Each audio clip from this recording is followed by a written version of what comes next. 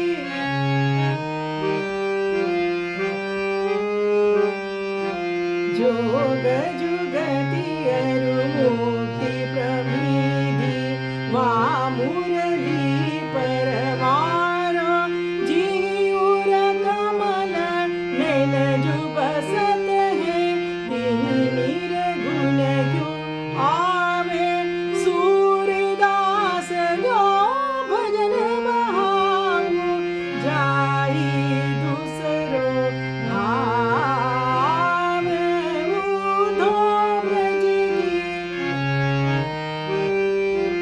उधो ब्रज की दशा विचारो तापाछे यह सिद्धि आपनी जोग कथा विस्तार